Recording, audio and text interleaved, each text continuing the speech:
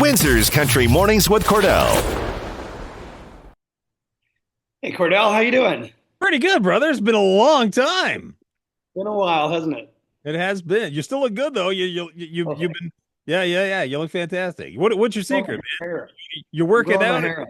You're Yeah. becoming a little harder for me to do that in certain areas. Yeah. Yeah. No, I haven't really been working out much lately, not in the last year. Well, I mean, a little bit here and there, but yeah, I kind of slowed it down. I met an amazing lady and we spent so much time together. I don't work out as much as I used to At least not the traditional way. Yeah. in the best way possible. Yeah, That's right. absolutely. That's right. Good to see you though. We're going to talk about the new song. Want to talk about that, how it was made. Want to talk about working with your son. We're going to do that here in a few minutes. I got to ask you though, man, how long has it been now? 30 years you've been doing this? Yeah, I like to say 3 decades, but in the music industry for over 30 years now. I guess since 1991 is when I got into it, and Yeah. into country music in '93 is officially when I started playing country music. But before that, it was just playing with a couple of bands here and there, and yeah, it all just turned into something amazing. Can't complain. You got four boys, right? Three. Three boys, three Wait, boys. don't get ahead of me. Do I have four? No. No, three sons. Yeah. I might know something you don't know, but Yeah, right. Dad, no. Yeah. If you traveled back in time and talked to young Aaron Pritchett, would he Yeah. be most amazed about the career musically, or just about having three kids, and being a granddad and all that's to the family side of it? Yeah, I think talking to the young me, I always knew I wanted to be a dad. That was something that I started early, as a matter of fact. My oldest son, Jordan, was born just after I turned 20. And then my second son came along at 25 or turned 26, actually. So, I mean, I started pretty young, but it was also a great thing. My career didn't start till after that, the recording career didn't start until my early 30s, late 20s. And by then I'd established myself as a father and moving on forward and being able to do both. I think that's the greatest accomplishment that I feel I've had is being able to say that I helped raise my boys to be the men that they are today and still have a career that was just beginning back then when they were so young and small and innocent and helpless in a lot of ways and still be able to be there for them. I think that's my greatest accomplishment over anything I've done in music. That's for sure. We share that parallel. I was a dad at 21 too, Oh and wow. yeah, and again, it was the same exact situation, and yeah, I feel you, man. Just watching everything come after the fact. I was a dad when I was 10 years old. That's what I always pictured myself being a dad with the kids, in the living room. I was sitting on the chair reading a newspaper, and the kids would be playing in front of me. That was my dream when I was 10. So I hear you, man. That's awesome. Yeah. And now being a grandfather, I mean, it's as of last August, my grandson Rhodes will be, well, he'll be 1 year old on August 7th. And I always imagined being a grandfather, but I never imagined what being a grandfather would be because I mean, I looked at my grandpa and my grandpas and thought, I'll be like them, I'm sure. I never really thought about it. But now it's grown into something where it's like, wow, we get to all help shape this child and avoid all the bumps, the pitfalls that we had in life, and really be able to go, okay, I'm gonna make this my fiance and I, Sandy Ray, are gonna make this place a loving home for him and for the future grandchildren, and spend as much time as we possibly can with each of them. Grandson's name is Rhodes. Rhodes, Rhodes Wayne. His Is it middle name like is it? Wayne. Is it Rhodes like Wayne. the microphone? Is it named like? Rhodes, not Rodes, but yeah, Okay, very cool. R8. What a Yeah, great name. he's an awesome kid too. He's so amazing. That's Just a awesome. beautiful child. Um, what do you think of? Do you think artists today have it a little harder or a little easier than you did back in the day when you were first starting off? Ooh, I would say they have it harder and they have it easier. Um, if I would say easier, it would be because of the fact that they can go on social media and have a career. They can make money on just being at home and recording music and posting it on social media. We never had that. There was no internet when I was first getting started. None that I was aware of, that's for sure. And there was nothing like social media now. So they definitely have it easier in that respect, and they learn how to do it faster than us old geezers who don't have the patience for it, or don't want to make the time necessarily for it. But yeah, I suppose they would have it easier in that way, but they have it tougher when it comes to they don't have the venues to play, for example. Mm, Like even in Vancouver, when I was, my early 20s into my 30s, we had five live venues that you could play at as a country band for 5 to 6 nights a week, sometimes seven, yeah. and doing 4 to 5 45-minute sets, which really helped you hone your skills, not only as an artist, as a singer, but as a band, but also as a performer, and being able to perform in front of people every night, and different people usually every night, was something really great. The other aspect of it being tougher is obviously when it comes to radio. Unfortunately, I mean, it's a lot tougher to get a song on radio nowadays than it was, back when I could be an independent artist and have just as good a shot as a major artist, than getting a single at radio and being successful. So Yeah. that is a lot tougher nowadays, as you know, being in the radio industry. But it's just a challenge that you get to rise to. It's another thing, It's not so much that it's a downfall. Look at it as a challenge, and you got to play the game, but at the same time, you got to be that much more outstanding in order to get that airplay, which is it's only fair. You made the most of it. You certainly have, and can continue to do so. The what I marvel about Aaron, when I look at, and are you comfortable being having some of your songs referred to as classic country songs right now? Yeah. Because they're kind of in the early ones, especially Big Wheel and the rest. They're kind of in that era now. But here's the thing: a lot of Canadian country from that era, it doesn't get as much radio airplay as it used to, but a lot of your songs have had tremendous longevity. I'm always blown away by the love that is still out there for Aaron Pritchett, both some of the newer stuff in recent years, but certainly those classic songs. The love is still there, and it's still there on country radio. Yeah, I'm blown away by it, as a matter of fact. When I think about it, I always think, well, that song can't be that old. And then I go back and people are requesting My Way, which was 2003. That's 22 years ago. 22 years ago. And to me, it feels like, 5 years ago. But then you go right up to, and I've had that very fortunate thing in my career where I was one of the 1% who actually got to go almost to the very top, with the Big Wheel going to almost number one, Yeah. close to, and then a bit of a downfall in between 2009 to 2015. Then 2016, I had this surge again, of To Road In and Worth a Shot, and When a Mama's Boy Meets a Daddy's Girl, 2016, 2017. And then thinking about that now, that's 8 and 9 years ago already for those songs. So well, seven, or I can't do math. I don't math very well. Yeah, something like that. 8 9 years ago. We have so So much. I mean, it's been a long time since those last ones that I consider the most recent hits. And you go back to 30 years. Yeah, if I were to have a top 10 single in Let It Ride, for example, that would have been 3 decades of hit songs, which is amazing because most artists, and especially nowadays, careers can be very short.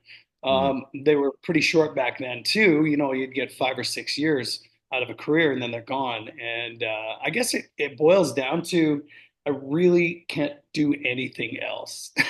I don't know how to do anything else. I can't even pump gas very well. So I'll just Exactly. keep it at that. But really, Hold My Beer, for example, is going to be 20 years old next year. Yeah. And people are still singing. Little kids just at the show the other night in Port Coquitlam, BC. 33,000 people were there and a ton of kids. And these little kids, they're 7, 8 years old, and they're singing Hold My Beer, which is you know, twice to three times their age. So that's pretty special. It is my legacy song in my career for sure. But thankfully, there is the Big Wheels, there is the New Frontiers, there's the My Ways, and all these other songs along the way that people are still singing, and the radio people are still playing for me. So I couldn't be more thankful. Is there one in particular that you're really surprised at about its longevity? Like, I thought that was a good song at the time, and it did really well, obviously, but wow, I can't believe it's still going that strong. Well, I would say the one that really surprises me the most because we recorded it by accident and it was on a list of alternate songs and we recorded it by accident on day one of recording Oh, was My Way. And it was just the song that was like, if we couldn't do, if we had to take one or two out of the top 10 that we'd chosen, we'd replace it with My Way, which was fifth, bottom on the list, excuse me, of the alternate songs that we would use.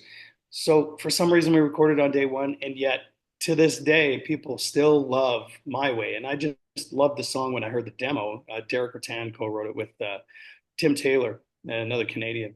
And it was one of those songs that I loved, but just recorded by accident and hear radio. I think that year in 2003, it was the most played country song on Canadian radio I that do year. believe so. So, I mean, it was just by fluke, but at the same time, it worked out pretty well and people are still requesting it and it's still getting airplay every now and then.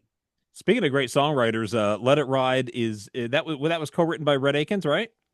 Yes. Yes. Yeah. Incredible career. Everybody, a lot of younger country fans. Obviously, they know Thomas Rhett so well. Just Yeah. the legendary songwriting career of his dad cannot be denied. And when you got a chance to get your hands on a Red Akins song, something, you had a chance to make something really good out of it. It's a great song. How did it come about? Well, I was sent by Abby White, who's working with Big Star Recordings now. He had sent me a few demos, actually several, and that one really stood out. There was three of them in particular, but that one really stood out, and got me intrigued. And I don't look at names typically; it's not that. I listen to the song, and I saw Red Akins' name on it, and I was like, well, I guess I chose the right one because I was a huge Red Akins fan back in the '90s, and with That Ain't My Truck was one of my favorite songs to sing live when I was playing in the clubs. And then it's funny because Thomas Rhett, I think, is actually singing the demo too. So I was like, well, that's kind of a cool parallel because, like you had mentioned earlier, I recorded this song with my son. He produced this single, and I thought that was kind of a cool parallel to have Red Akins be the co-writer, Thomas Rhett being the demo singer, and my son being the producer, and me being the artist on the actual recording that went to radio. It's so funny because before I knew who wrote it, before I looked at it a little further, I was sitting here grooving in the studio, listening to the song, and I thought this kind of sounds like John Party meets Thomas Rhett. And then Yeah, then I saw, exactly what I thought. That's ah, so funny. awesome. I thought the exact same thing. John Party and Thomas Rhett. That's amazing.